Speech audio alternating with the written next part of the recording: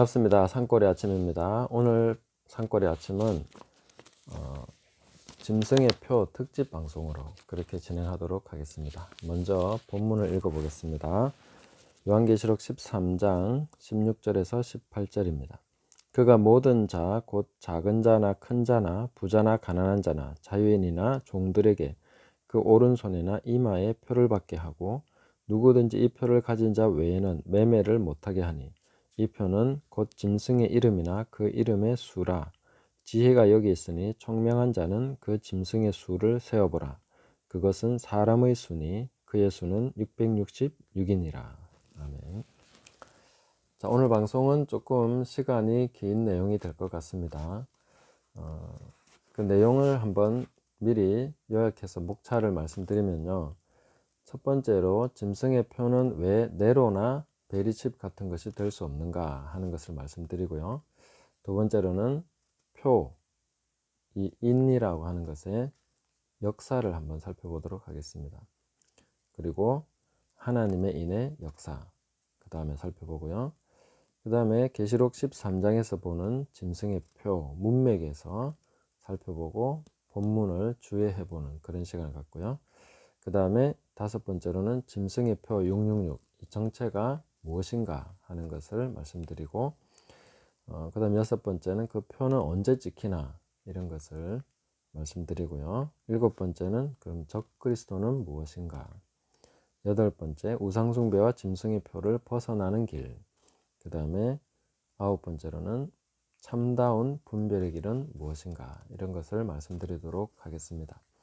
자, 그럼 차근차근 네로부터 한번 말씀을 드리겠습니다. 저는 처음에는 이 네로가 666이 아닐까, 그런 것을 생각을 하면서 계속 성경을 보고 있었습니다. 그런데 13장 문맥과 이 전체적인 성경의 내용과 네로는 좀 맞지 않다 하는 생각을 점점 더 하게 됐습니다. 그런 생각을 하게 된 것은 성경이 가지고 있는 그 선지자적 전통 때문입니다. 선지자는 담대합니다. 하나님의 말씀을 전할 때에 목숨을 걸고 전하고, 또 뭔가 은유적으로 하는 내용들이 있기는 하지만 그것을 적을 속이기 위해서라거나 뭔가 숨기기 위해서가 아니라 들어야 할 사람이 듣도록 하기 위해서, 어떤 사람들에게는 숨기게 하시고 어떤 사람들에게는 나타나게 하시는데, 보통 이 666이 네로라고 하는 분들은 그 게마트리아라고 하는 그 알파벳 음가에 맞춘 그 숫자를 조합했을 때 그 모든 합이 666이다. 그 이름에 합당한 사람이 네로다. 이렇게 해서 네로라는 것을 결정을 합니다. 그런데 그 당시에 게마트리아가 있었다고 해서 그것을 성경에서 반드시 사용했다 이렇게 보는 것도 너무 쉽게 성경 안으로 그런 것을 들고 들어온 것이 아닌가 하는 생각을 하게 되고요. 선지자적 전통에서 봤을 때는 오히려 네로에게 가서 그를 꾸짖고 그에게 책망하는 그런 식으로 말씀이 증거되는 것이 옳겠죠. 그가 틀렸다고, 그리고 거기에 대해서 하나님이 네로를 지적해야 될 일이 있었다면은 그렇게 하셨을 것이고, 또 교회를 보호하기 위해서라면은 이 네로라는 이름을 숨기고 666을 적었다고 해서 그 당시에 다 횡행하고 있는 게마트리아가 있는데 666이라는 것을 네로로 맞춰서 볼 수 있는 사람이 없었겠습니까?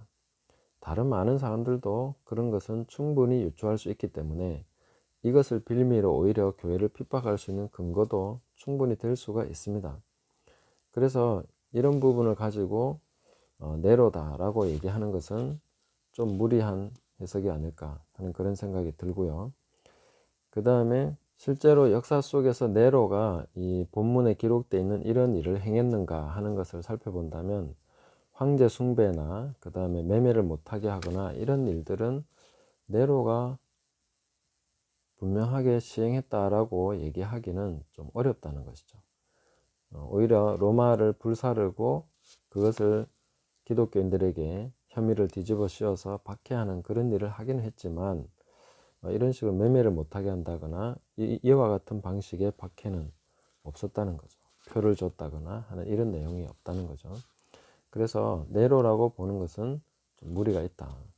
그리고 매매를 못하게 한 것을 그 당시에 길드라는 상인 조직이 있어서 거기에 가입되고 못되고 하는 이런 식으로 하는 것도 본문을 봤을 때는 좀 빈약한 해석이 될 수밖에 없다, 이렇게 봅니다. 그래서 네로라는 것은 좀 해석상 맞지 않다, 이렇게 결론을 내리게 되고요. 그 다음에 베리칩이 아닌 이유는 뭘까? 여기서 본문을 봤을 때에 이 짐승의 표라는 것은 성경 전체적으로는 하나님의 인에 대비되는 개념입니다. 그럼 하나님의 인이 보이지 않는 영적인 것인데, 짐승의 표라는 것은 베리칩이라는 이 좁쌀만한 그런 하나의 칩일 것이다, 이렇게 보는 것도 상당히 좀 맞지 않죠. 균형이 맞지 않는 그런 시각이 될 수밖에 없고요. 그 다음에 짐승 자체가 상징입니다. 그런데 짐승의 표는 상징이 아니다, 이렇게 보는 것도 무리죠. 물론 짐승은 상징인 동시에 영적인 실체가 있습니다. 그리고 표도 저는 상징인 동시에 영적인 실체가 있다고 봅니다. 나중에 뒤에 가서 말씀을 드리고요. 그리고 세 번째로 보면 이 구원과 심판의 기준이 됩니다. 그런데 이것을 베리칩이라고 놓고 봤을 때에 구원과 심판의 기준으로서 이 베리칩이 작용할 수 있는가 하는 거죠. 믿음과 상관없이, 예수님과 상관없이도 베리칩을 받지 않을 사람은 분명히 있습니다. 옛날에 우리 조선시대에 죽을지언정 상투는 자르지 않겠다 하고 그 상투를 지키기 위해서 목숨을 건 사람들이 있죠. 비슷한 이유로 베리칩을 받지 않겠다 하고 목숨 거는 사람이 나올 수 없다고 볼 수 없겠죠.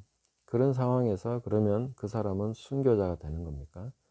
이런 식으로 나가면 이 베리칩이라는 이것을 짐승의 표라고 봤을 때는 전체적으로 상당한 혼란과 무리한 그런 해석이 연이어질 수밖에 없다 하는 것이죠. 그 다음에 네 번째로 봤을 때는 이 짐승의 표 666, 그리고 이것이 베리칩이라는 것을 말하기 위해서는 지혜나 총명이 그렇게 필요하지 않습니다. 오히려 베리칩 주장하는 분들은 제가 볼 때는 지혜와 총명이 부족해 보입니다.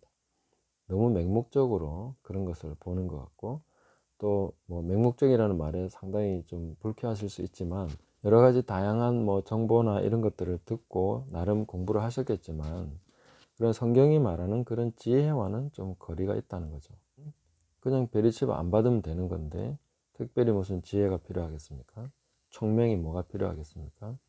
그래서 그렇게 보는 것은 맞지 않다. 그리고 마지막으로는 지금은 베리칩이라고 하지만 앞으로 더 발전된 뭔가가 또 나올 것입니다. 그때는 또 그게 될 거라고 얘기할 수밖에 없겠죠. 그러니까 이런 부분에서 베리칩을 주장하는 것은 상당히 맞지 않을 것이다, 이렇게 저는 보는 것입니다. 반대 의견이 있으시면 댓글로 남겨주시면 또 함께 좋은 토론이 될 수 있으리라고 생각합니다. 그럼 두 번째로 이 표의 역사를 한번 살펴보겠습니다. 이 표는 사실 마귀가 먼저 고안한 것이 아닙니다. 하나님께서 먼저 고안하셔서 가인에게 주셨죠. 아벨을 죽인 가인이 이 자기를 만나는 사람마다 나를 죽일 것입니다 라고 두려움에 빠져 있을 때 하나님께서는 그 가인의 요청을 들으시고 그렇지 않다, 가인을 죽이는 자는 벌을 7배나 받을 것이다 하고 표를 주셔서 죽음을 면하게 그렇게 하셨습니다. 그것은 하나님께서 가인이 저지른 잘못 때문에 계속 살인과 살인이 이어질 것에 대해서 그런 것을 막아주시기 위해서 하나님께서는 이 표를 주신 것이죠.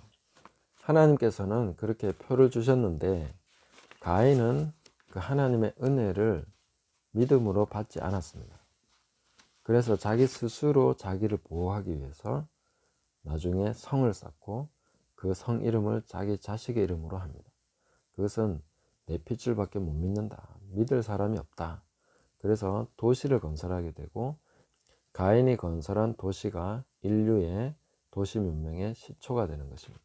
가인의 삶에 있어서는 원래 농사를 짓는 사람이었는데 땅이 가인 때문에 저주를 받아서 효력을 가인에게 주지 않습니다. 그러니까 가인은 어떻게 해야 되겠습니까? 가인이 살 수 있는 방법은 오로지 사고 파는 행위, 교역을 통해서, 교환을 통해서 먹고 살 수밖에 없는 것이죠. 뭔가 다른 것을 만들어서 그리고 먹을 수 있는 것과 교환해야 됩니다. 그래서 가인은 문명을 발전시키게 되는 거죠. 먹을 것과 바꿀 수 있는 다른 가치들을 계속 생산하다 보니까 지금 인류의 가지고 있는 문명의 대부분은 가인을 통해서, 가인의 후손들을 통해서 만들어지는 것이죠. 그것이 바로 계시록에 와서 매매를 못하게 한다 하는 것과 연결이 됩니다. 도시 안에서는 사실 매매를 못하면 죽는 것밖에 없습니다. 왜냐하면 도시는 생산 기능이 없습니다. 전부 다 유통만 하는 것입니다. 마트에 가도 마트에서 자기가 생산한 걸 가지고 있는 게 아니죠. 생산 수단이 없는데 거대한 문명을 이루고 살아가고 있습니다. 오로지 교환을 통해서, 매매를 통해서 살아가고 있는 것이죠. 시골에 살고 있는 저로서는 매매를 못하게 한다 그러면 아유 좀 불편하겠다 이렇게 생각하지만 도시에 사는 분들은 매매를 못하면 꼼짝없이 굶어 죽겠구나 이렇게 되는 거죠. 여기에서 차이점이 발생합니다. 그래서 가인의 스피릿, 가인의 마인드가 녹아 있는 곳이 도시입니다. 도시에서는 매매 못하면 죽는 거죠. 그래서 통제 수단이 되고 이것은 일종의 강압적인 수단이 될 수 있습니다. 그러나 자급자족이 가능한 농촌이나 다른 어떤 환경에 있는 사람들에게는 매매를 못하게 하는 것이 그렇게 위협적이지 않다 하는 것입니다. 이 부분을 염두에 두시고 나중에 이제 표에 대해서 얘기할 때 다시 한번 말씀드리겠습니다. 그래서 가인이 만든 도시 안에서 가장 강력한 세력을 갖게 된 것이 만몬이죠. 돈의 신인 것입니다. 물질의 풍요의 신이죠. 그럼 하나님의 하나님의 표의 역사는 어떻게 될까요? 가인에게 최초로 은혜를 주어서 하나님이 그 이마는 아니죠. 하나님이 그 표를 주셨는데 가인에게 주신 표는 변질이 됐습니다. 하나님께서 주신 은혜의 표징이지만 가인이 믿음으로 받지 않았고 그것이 굉장히 변질됐다는 것이 나중에 가인의 후손인 라멕에 가서 보면 라멕이 2명의 아내를 맞이하고 그 다음에 자기의 창상, 자기한테는 가벼운 상처를 입었을 뿐인데 그 대가로 다른 그 소년을 죽여버리는 그런 일이 일어납니다. 그것을 라멕이 뭐라고 했습니까? 가인을 위해서는 벌이 7배인데 라멕을 위해서는 77배로다. 그래서 하나님의 보호의 그 은혜가 지배의 수단, 오히려 강포한 행동을 할 수 있는 근거를 갖게 되는 그런 식이 된 것이죠. 하나님이 나를 보호해 주시니까 나는 다른 사람들을 해할 수 있다는 식으로 변질돼 가는 것을 보여주고 있습니다. 그래서 이 표는 이제 계속 변질돼서 나중에 짐승의 표로 이어지게 되는 것이고요. 그래서 하나님은 또 새로운 하나님의 표, 하나님의 인애의 역사를 시작하시는데 그 역사를 쭉 살펴보면 이 노아의 가족들에게는 무지개를 통해서 표를 주셨습니다. 이게 같은 단어입니다. 그리고 아브라함의 후손들에게는 할례와 안식일 이런 것을 통해서 표를 주신 것입니다. 그런데 그게 이제 외적인 형식적인 표였기 때문에 에스겔 9장에 가서는 이것이 서기관의 먹그릇을 찬 자가 그 이마에 표를 하는 하나님의 백성들에게 표를 하는 참된 백성. 그래서 이제 그 아브라함의 후손들 안에서도 그 혈통과 육정으로 난 사람들 안에서도 이제 실제로 구분이 시작되는 것이죠. 그것이 이제 에스겔서를 통해서 보여줍니다. 그래서 이 먹그릇을 가지고 표를 해서 그렇지 않은 사람, 진짜 이스라엘, 참 이스라엘과 거짓 이스라엘, 그냥 혈통으로만의 이스라엘을 구분하기 시작하신 것이죠. 이렇게 해서 우리가 신약으로 넘어와서 보면 에베소 1장 13절에 보면 약속의 성령으로 인치심을 받았다. 그리고 동일한 맥락에서 계시록 7장에 넘어오면 하나님의 인맞은 사람들 이렇게 나오는 것입니다. 그래서 하나님은 진정한 자기 백성 그 소속을 결정하시는 문제를 인으로서, 그리고 이것은 성령의 인으로서 그렇게 역사를 새롭게 시작하셨다. 그리고 지금도 바로 그 성령의 인으로 계속 역사를 이어오고 계신다. 이렇게 볼 수가 있겠다 하는 것입니다. 자, 그러면 이제 13장 본문에서 이 짐승의 존재는 뭔가, 앞의 영상과 좀 겹치는 부분이 있지만 이 본문에서 그냥 계속 얘기하도록 하겠습니다. 13장 본문에서 보면 두 짐승이 나오는데 첫 번째 짐승은 바다에서 나오고 두 번째 짐승은 땅에서 나옵니다. 첫 번째 짐승은 머리가 7개고 몸이 하나입니다. 그리고 두 번째 짐승은 어린 양같이 두 뿔이 있고 용처럼 말을 하는 이런 존재라고 했죠. 짐승들이 나타내고 있는 것은 일종의 국가와 같은, 제국과 같은 하나의 거대한 통치 시스템 같은 것을 나타내주고 있습니다. 짐승으로 상징되는 이 존재는 초시간적인 존재입니다. 유구한 역사 동안에 계속해서 존재하고 있는 그런 영적인 존재인 것이죠. 이것을 저희가 다니엘서 10장이나 이런 데 보면 그 바사국 군주 이렇게 나타나고 헬라 군주 이런 식으로 나오고 있습니다. 군주라는 표현으로 말한 이 존재는 사람이 아니죠. 영적인 존재입니다. 그래서 여기서 등장한 이 짐승도 상징적으로 보여준 짐승의 모습이지만 역시 영적인 존재라는 실체가 있는 그런 표현이다. 이렇게 볼 수가 있겠고요. 자, 국가나 제국의 성격은 바로 짐승이라는 이 말로 잘 표현이 됩니다. 그냥 짐승인 거죠. 힘, 자기 이익, 굉장히 이기적이죠. 그런 것이 국가의 성격입니다. 제국의 성격입니다.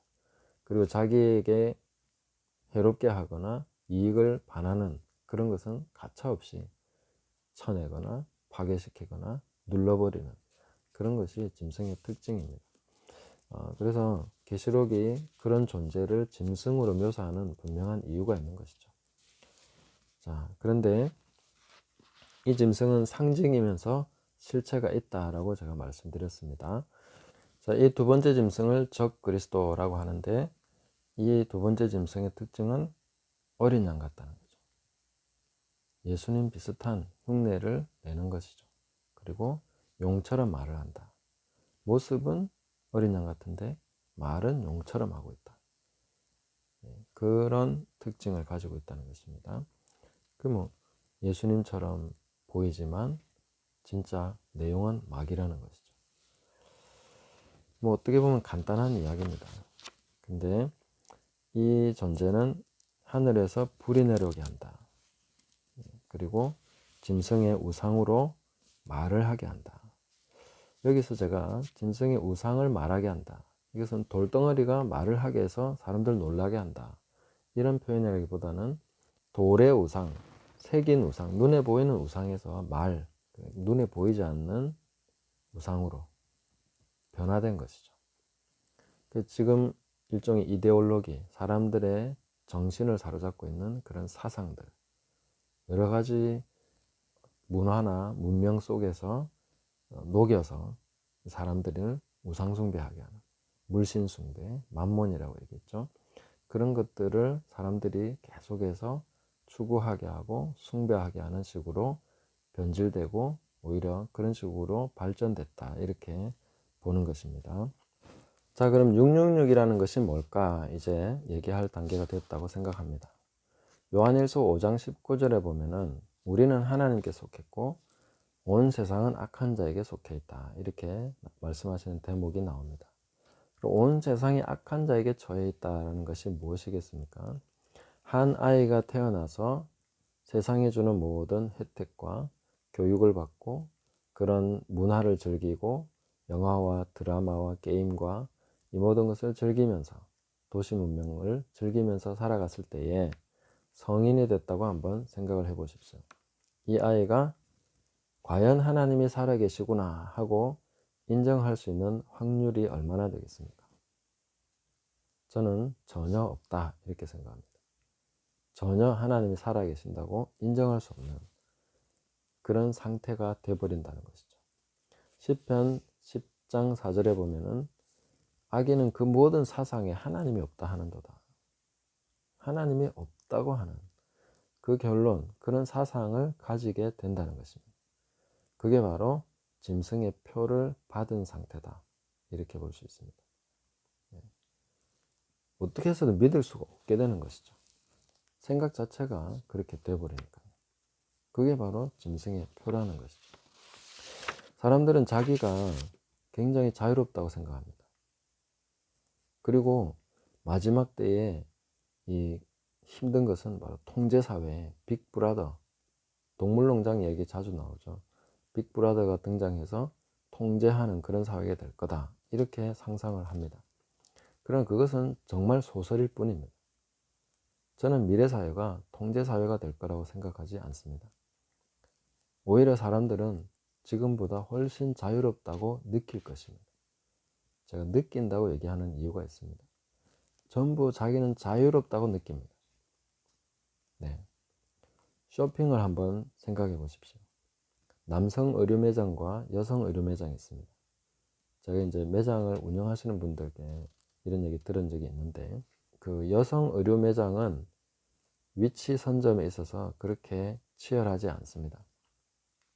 왜냐하면 여성들은 들어오면 이것저것 다 돌아보고 사기 때문에 뭐 여기 있으나 저기 있으나 별로 문제가 안 되는 거죠. 그런데 남성 의류 매장은 위치 선점이 굉장히 치열한 경쟁이 있습니다. 돈을 더 많이 줘야 되는 위치가 있고 적게 드리는 위치가 있는 거죠. 왜 그러냐면 남자들은 그냥 딱 들어가서 보고 먼저 보이는 가게에 들어가서 그냥 옷을 사버리는 거죠. 그러니까 그 위치에 따라서 굉장한 그 차이가 나는 것입니다. 자, 이것은 굉장히 단순한 예지만 내 성향이 파악을 당했다는 거죠. 그리고 거기에 따라서 그들은 오히려 돈을 가지고 그 위치를 선점할 만큼 그 확실하기 때문에 나를 두고 이미 거래가 이루어졌다는 겁니다.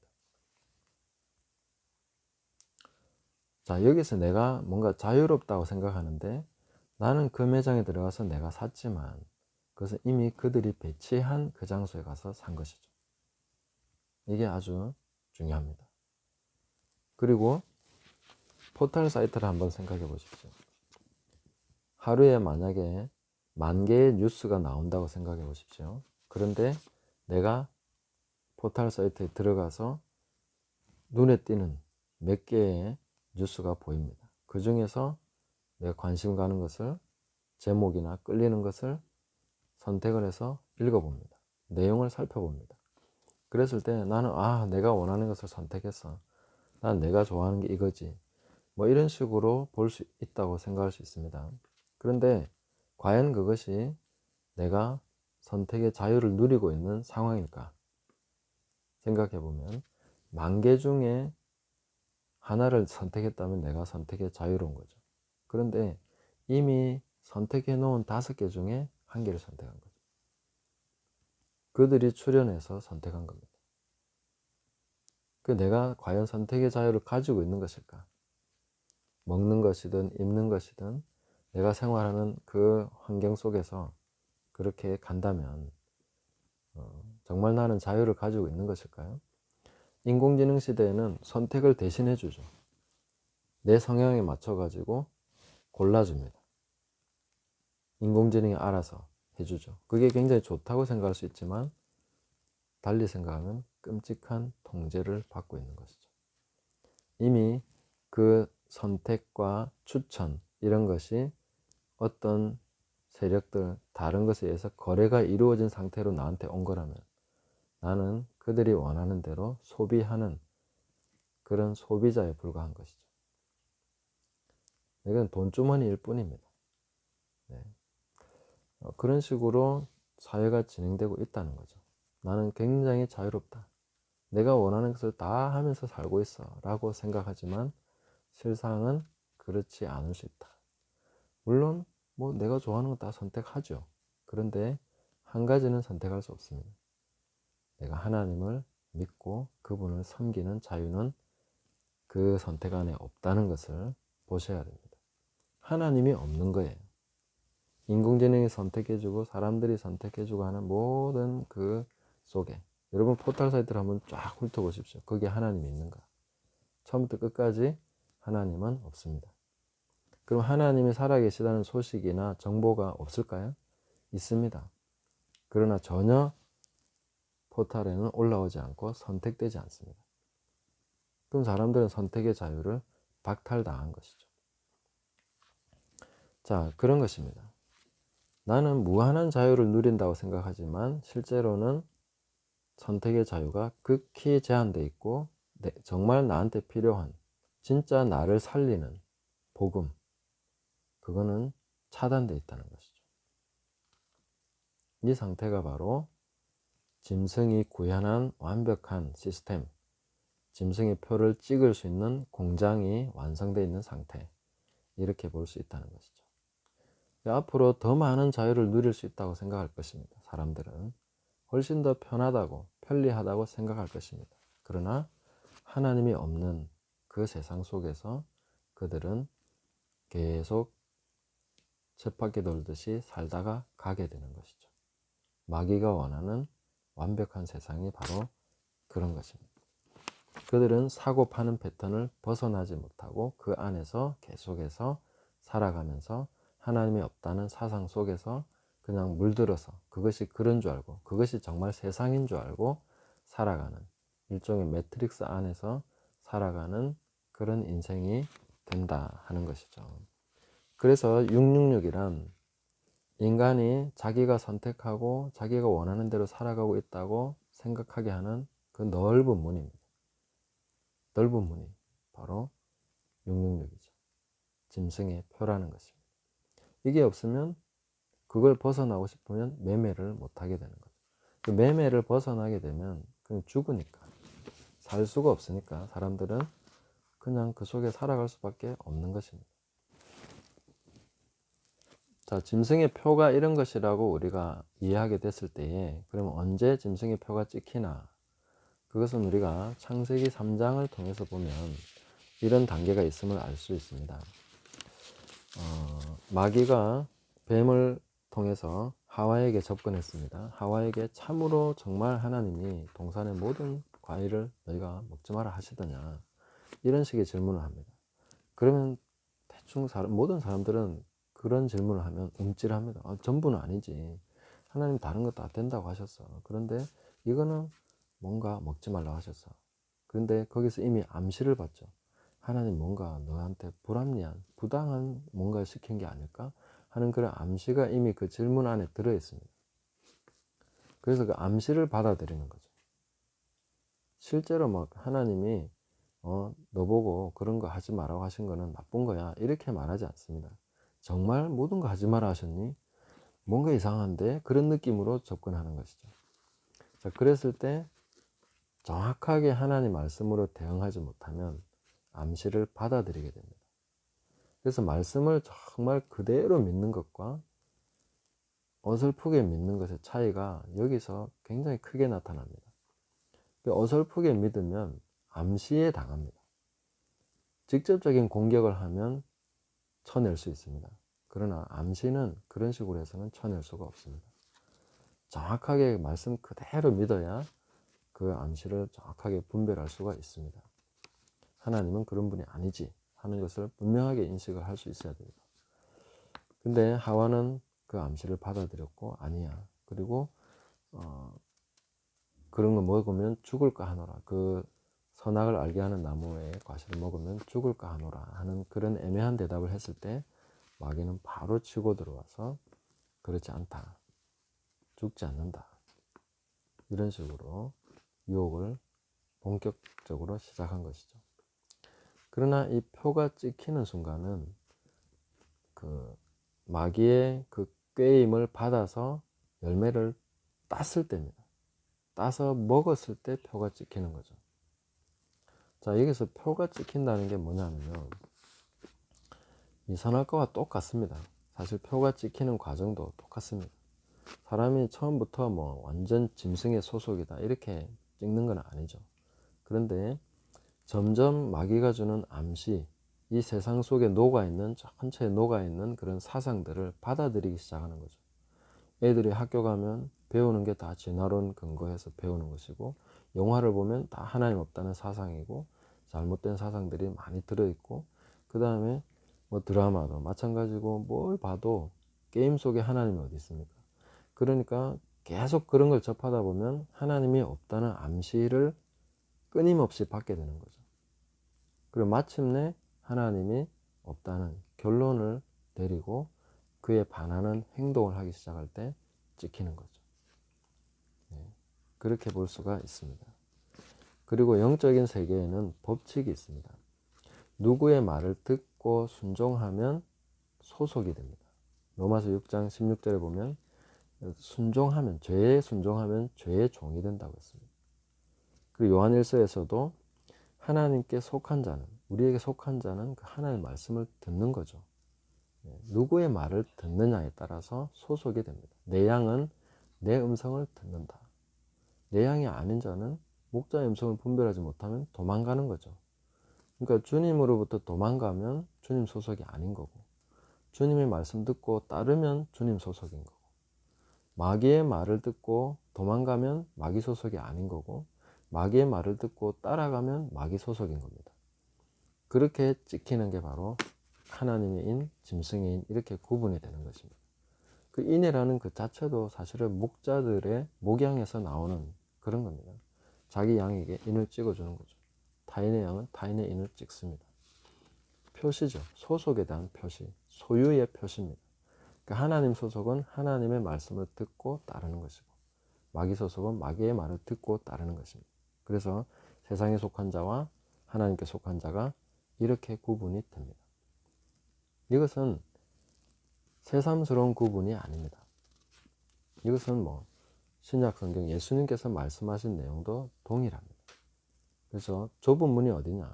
주님의 말씀을 듣고 따르는 자, 그 말씀을 듣고 그대로 집을 세우는 사람, 산상수훈 전체가 좁은 문이죠.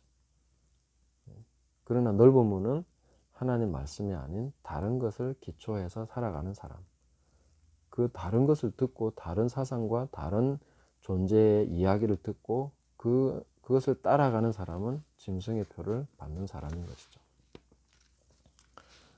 그래서 이 베리칩이나 짐승의 표에 대해서나 여러 가지 이야기를 하는 분들 중에 기존에 우리가 해왔던 것들을 완전 부정하고 그거 아니다 라고 하면서 새로운 뭔가 기준을 제시하는 듯하게 나오는 것은 잘못된 것입니다. 성경 전체의 흐름과 이 짐승의 표에 대한 해석은 같아지는 것이 분명하고 자연스러운 결과라고 보는 것입니다. 시간 관계상 적그리스도는 다음 편에 따로 하나 다루도록 하고요. 그러면 하나님 백성은, 표를 받지 않는 하나님의 백성은 어떻게 살아가는 것인가? 이 짐승의 표를 받지 않는다는 것은 짐승에게 경배하지 않는 것입니다. 세상 시스템에 굴복하지 않는 것입니다. 그들의 사상에 동의하지 않는 것입니다. 그리고 단호하게 하나님 말씀 그대로 사는 것이죠. 좁은 길로 가는 것입니다. 그것이 좁은 문으로 가는 것이고 짐승의 표를 받지 않고 살아가는 것입니다. 마지막 때의 가장 중요한 분별이 무엇이라고 생각하십니까?